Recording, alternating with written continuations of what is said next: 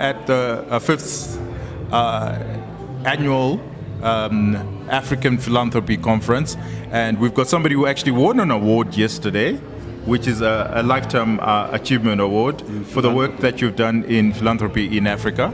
But there's a more interesting story, is we actually met in the gentleman's lounge. Let's call it that. And we just had a conversation, and you were very curious on what we're actually doing. Yes. Because it was fascinating for me. I have gone past a couple of times without knowing I'll have anything to do with you, and I saw you here, and I was wondering, who are you? What do you do? Why are you here? What's interesting about your work? And then, obviously, you were media because there were cameras. Yes. So I knew that you were media. Then, again, so what exactly were you getting, and how do you transmit or broadcast what you do? And that was the fact that led us to talking about the YouTube, something I'm pretty fascinated with, because it's actually very interesting. A lot of people that I know are actually the most significant educational tool in the lives of lots of young people. My own family, the young people will tell me, check it out on YouTube. Something is wrong with your phone, check it out on YouTube. Yeah. You have a new menu for a special Nigerian dish that my grandmother used to cook. Dad, check it out on YouTube. And I'm surprised it's there. And there are varieties of it there. So it's a fascinating medium. And I was wondering, that's why I asked her, how does this medium work?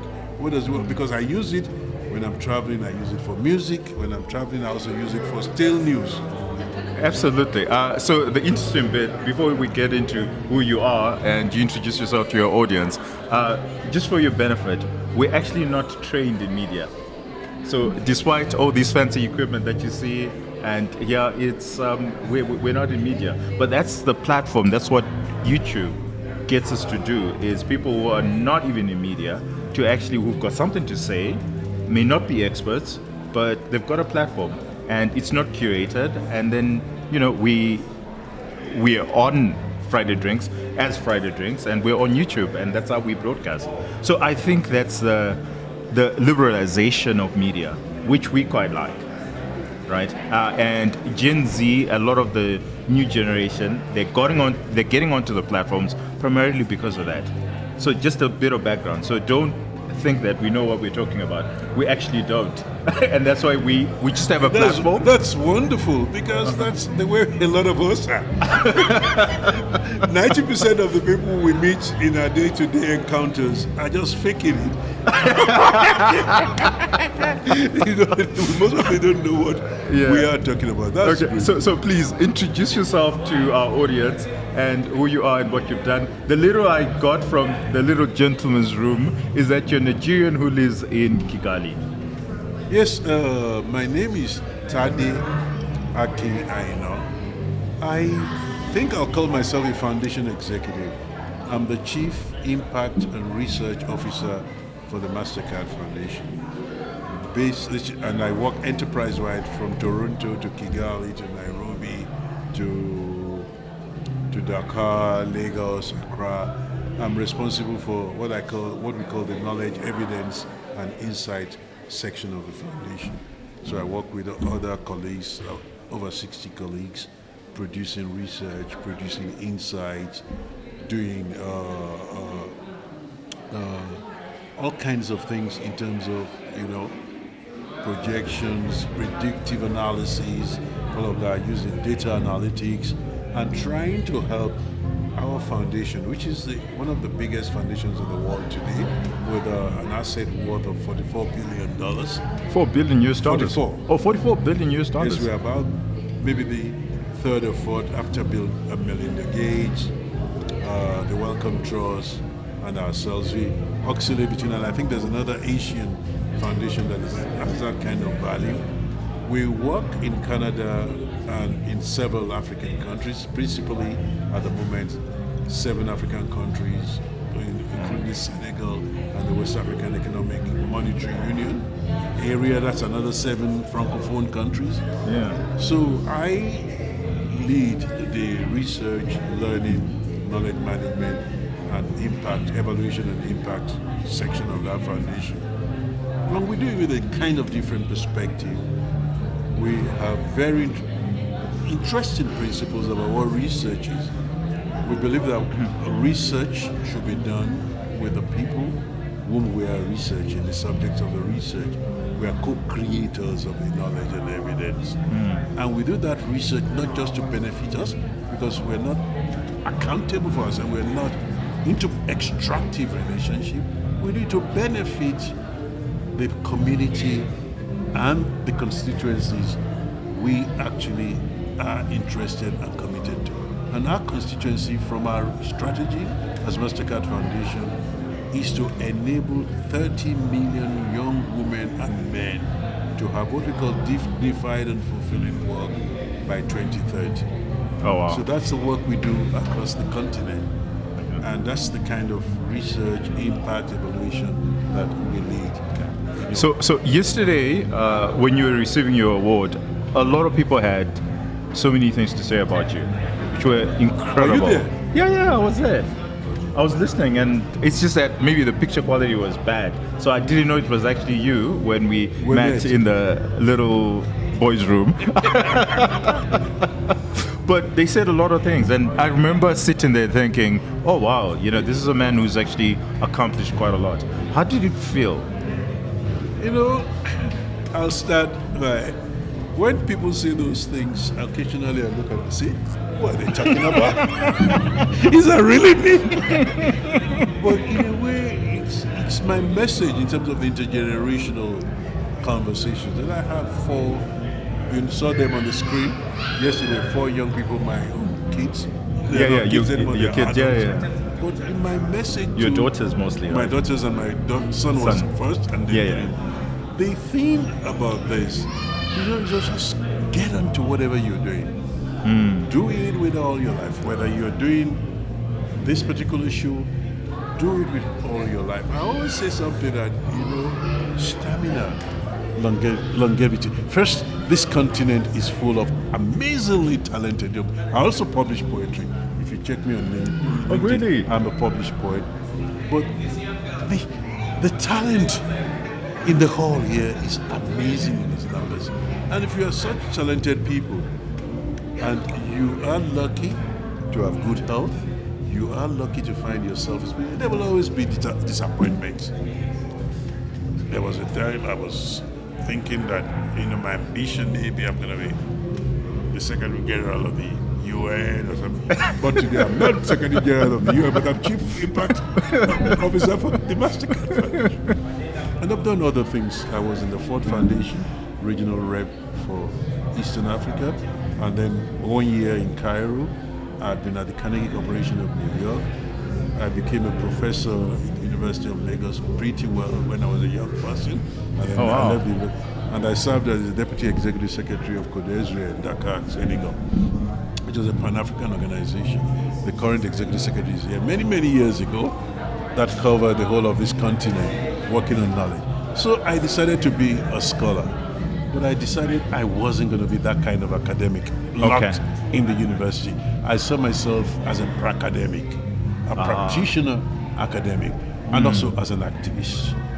So do you remember the moment that changed your life, that made you then realize that, okay, maybe this is the particular way I want to carve out my career? Many things. I grew up in the heat of the nationalist struggle. Okay.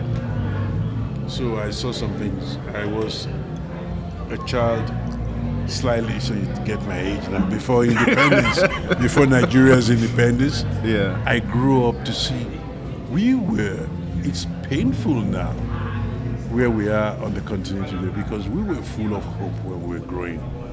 We believed we could do anything, and we can just study, work hard, push, have the right ambition, and push it. And circumstances will come your way. You have the ability in your hands to grasp it. When I talk to many young people today, they're full of despair, no hope.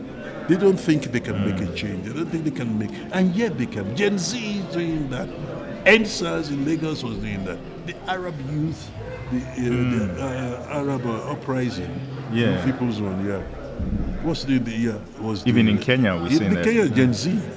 Last year they're still on Nigeria. And they're protesting on end bad governance. Young, when you are young, do not lose ambition. Do not fall into despair. Do not think because of small obstacles. Because you have, these days people are living to be 90, they are active. Wole Soyinka, Professor Wole Soyinka, the Nobel Prize winner, turned 90 on July 13. I still meet Kongi, we call him Kongi because of the play Kongi service. I still meet him at the airport. He doesn't travel with anybody. So just hope we're all fortunate. We have enough good health. We have enough. You will get there. Be consistent, like you were telling me about YouTube production. Yes. Be consistent. Have your eyes on the plow, your hands on the plow, and keep your sight. And there are going to be changes in your circumstances because the world is not static. You cannot be a glorious Marxist forever when Marxism itself is betrayed in the countries that claim to have originated Marxism. You're speaking our language. Yes, sir. Then you come to it, so you understand those things. So my appeal to young people is that, look, don't let anybody deceive you that it is not possible. It is always possible. So there's something I want you to help us deconstruct. So there's this argument that baby boomers, which you're one of them, is your optimism. It arises from the fact that post World War II, there was a lot of innovation, there was a lot of progress. First man to the moon, all that, you saw it. So inherent or ingrained in who you are, the essence, the circumstances in which you lived, there was optimism, which is quite different from later millennials and Gen Z. Excuse me, I don't want to interrupt you. No, but please, look at let's look at the epochs. Okay. That period was part of, if you look at America, the civil rights movement. So baby boomers started from 1945. Yeah. The civil rights movement came on board in 1966, 67, the yeah. hippie revolution came around 60s. Yeah. The flight to the space came around the same time.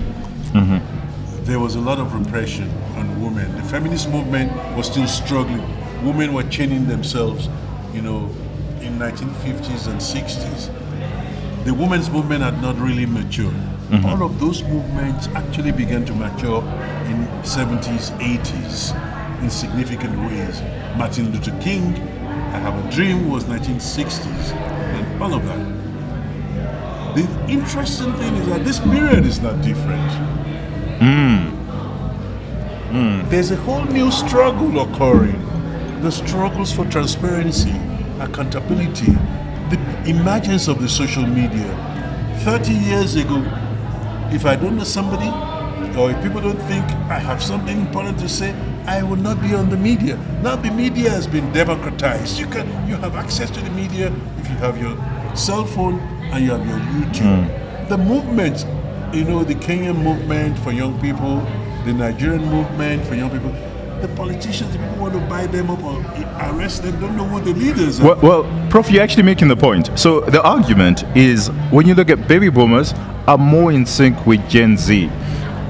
But there's Generation X, there's the millennials. Those are gone. They're not. Because they don't have the optimism that Gen Z I saw the 68 revolution. I was a young man who went to New York for the first time. Colombia was revolting. I came back to England. LSE was revolting. The student movement, Tariq Ali, they inspired me forever. Okay. They inspired me. My progressive orientation, my engagement with Marx, Eric Fromm, with Amilcar Cabral, with all the great thinkers of progressive change, came from that experience. God knows how many people are being formed today in a different way. And they have to find their own literature. No, they have to find their own texts.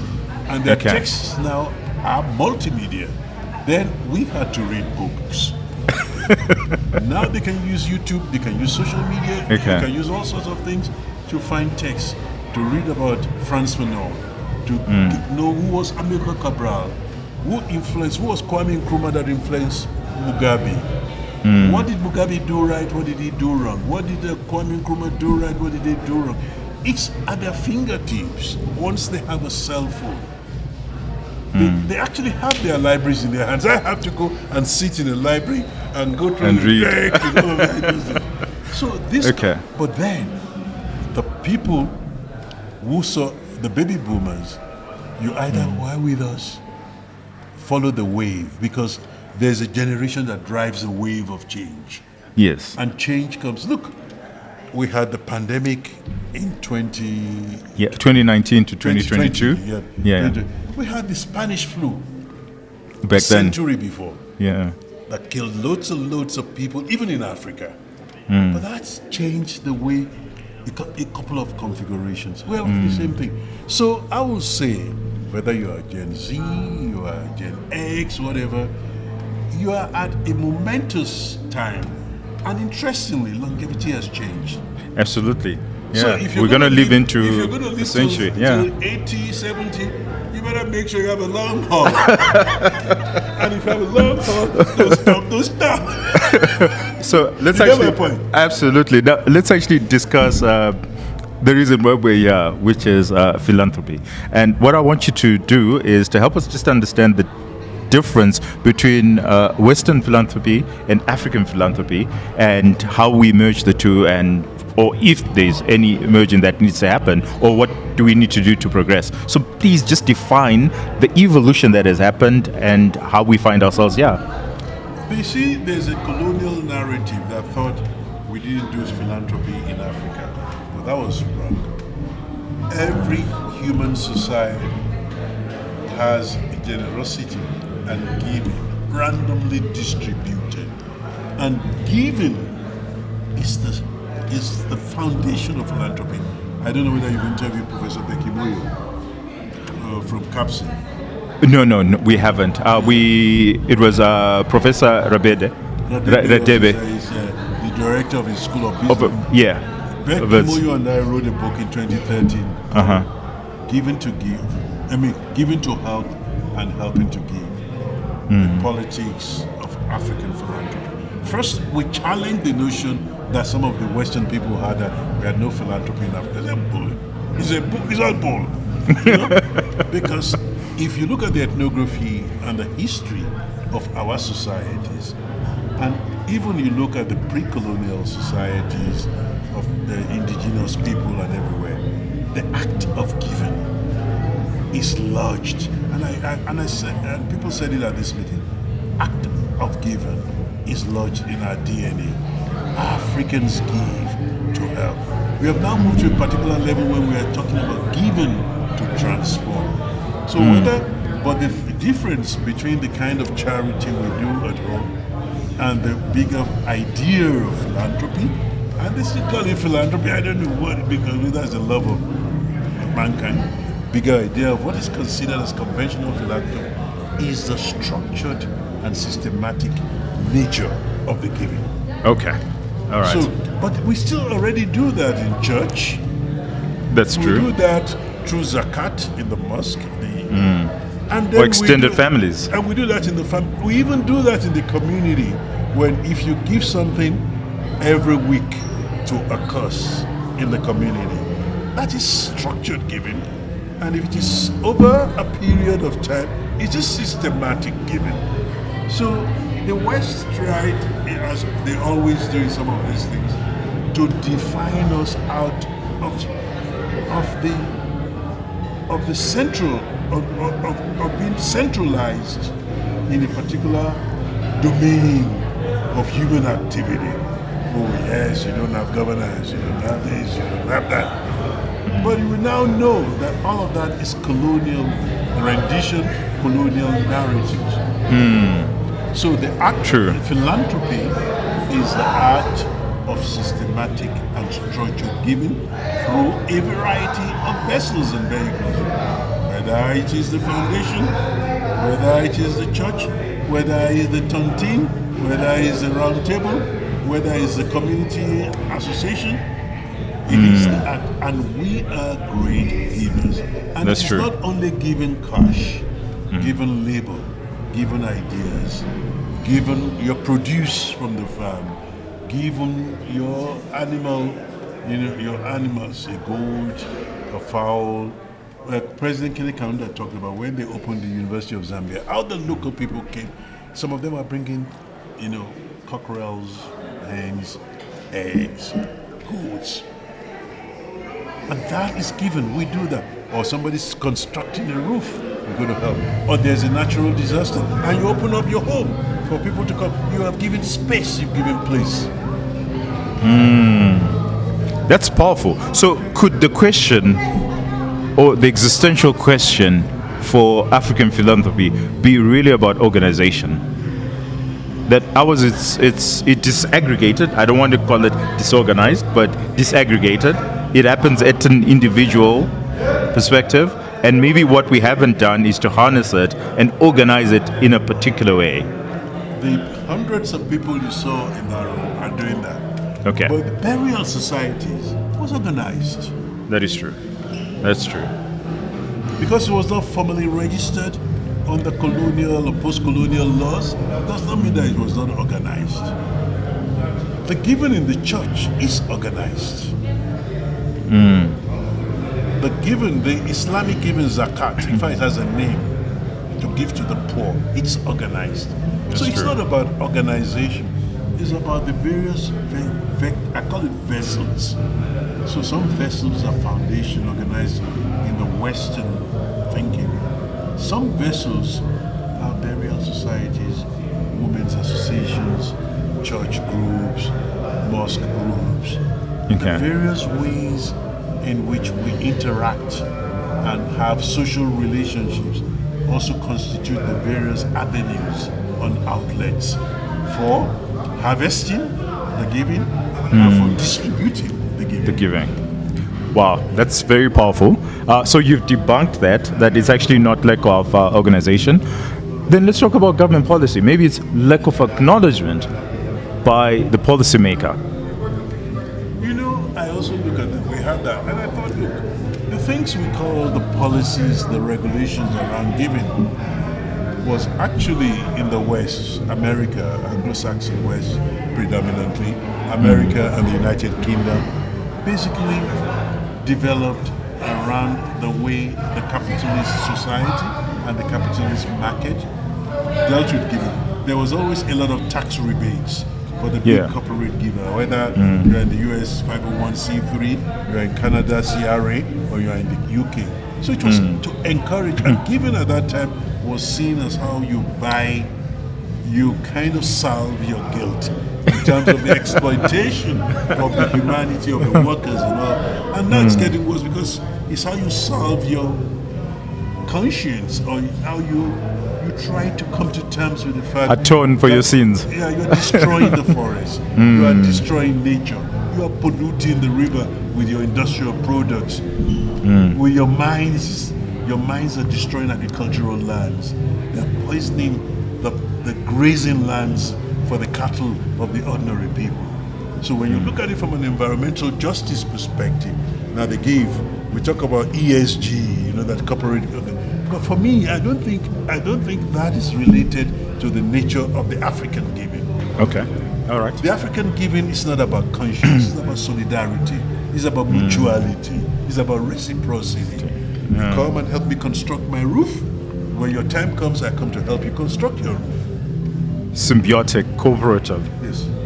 Wow. Okay. All right. So how do we then integrate it into the future of philanthropy? Can we speak to that? How do you see the evolution of African philanthropy, and where do you think it will get us to in the next decade or two? It is coming. It is that, the most important giver in Africa is a small giver, not the big time mega givers. They're there. The mega givers are significant. Tony, Strive Monsieur. Please let me mention the names. Okay. Okay. Dangote, Danjuma, Mopetse, Strive Masiwa, Mohammed, the former Sultan, Leadership Foundation. Yes. I'm trying to remember my senior moments, and this is bad because I've worked with them quite a lot. I can see Bashir. I can see his face.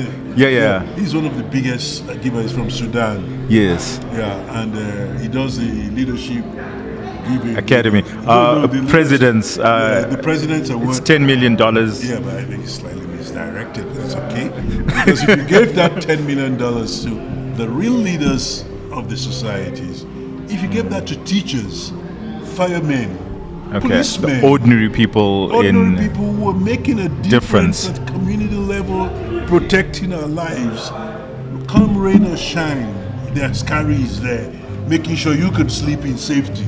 Okay.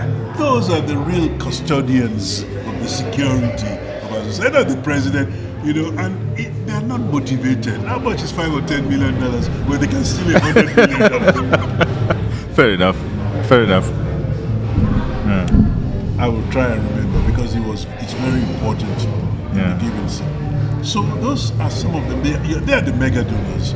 But the ordinary donor is a shilling a day. So how do we acknowledge the ordinary donor? How do we get that message across from government policy right through to our communities that whenever they're doing this, they should feel proud about themselves and what they're doing? Because certainly how liberating it is that actually as a housewife or as a farmer, suddenly I realize that I'm part of the greater community and what I'm doing is actually acknowledged by the greater society. I think there's a colonial thing that we have not let go, we have not transcended, and that is to use narratives that are not grounded in and it's done in politics and governance. See, for instance, we say our foundation supports MSMEs, micro, small, and medium enterprises in Africa. All our country policies are oriented towards is what they call direct foreign investment, FDIs. So if you're a foreign investor, if you just graduated 2 years ago, you get a visa. I can't get a visa easily to Zimbabwe because I'm an African, I'm a Nigerian. But if a young person who is my children's classmate in any of these Western universities coming, and he's a foreign red carpet. He's a foreign investor. He comes in. This is the story in our countries. Yeah. Then he comes in, and then you give him an industrial estate where he can stay. You give him 5 years tax holidays. Then if you register a company today, an MSME, VAT, you start paying taxes, so you don't get a breather. That's true. And that's all over our countries. Because you are citizens. And so the citizen is not entitled, he must pay taxes. But you're giving these guys, you say they are bringing 5 million. Tax breaks, if you count 1 million of my people, we are bringing 5 million too.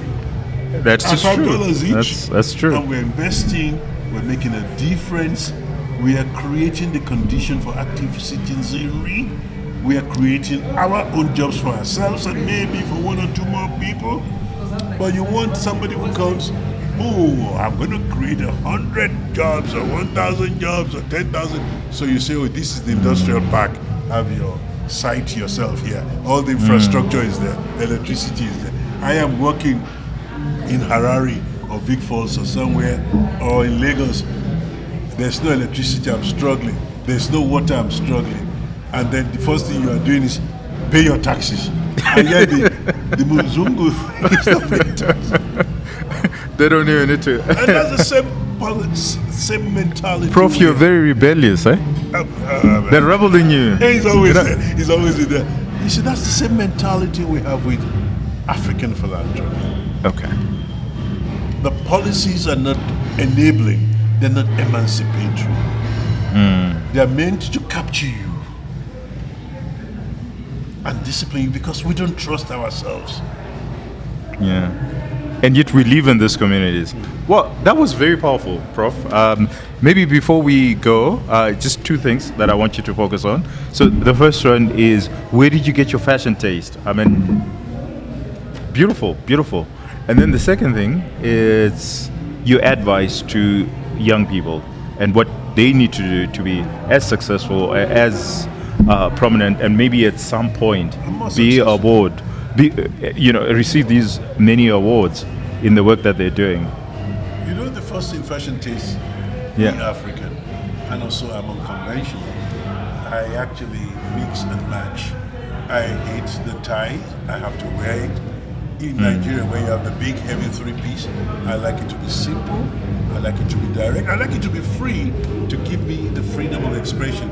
And I believe there's an aesthetic, there's a creative aesthetic to the presentation of self.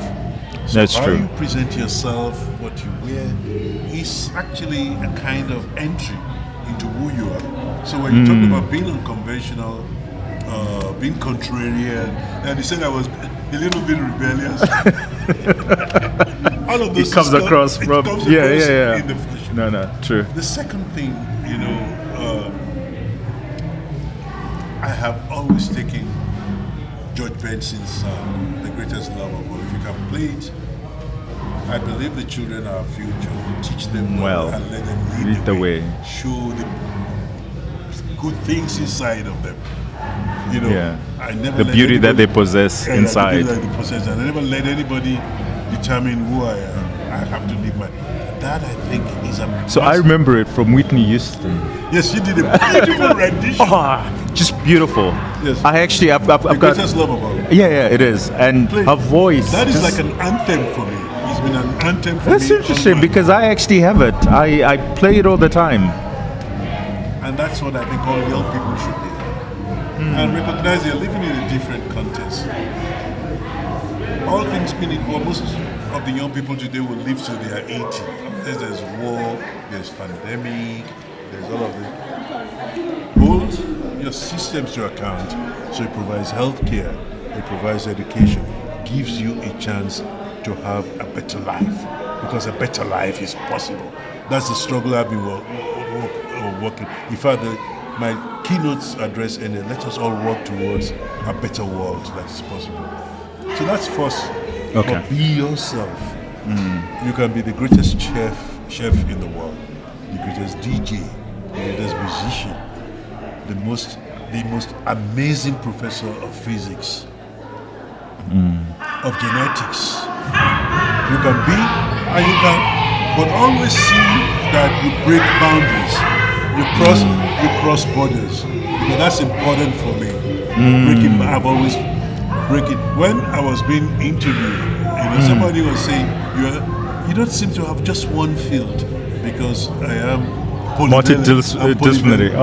Polymath. Polyvalent. Polyvalent. Yeah, polyvalent and and interdisciplinary. Yeah. And I said, look, I'm not a cow, so why do I need a field? You're condemning and conserving me to a grazing space. Yeah. And confining me. Yeah, confining me. I'm a nomad. Yeah. The world, the skies, the seas, they're all our domains. You know what Carl Jung said?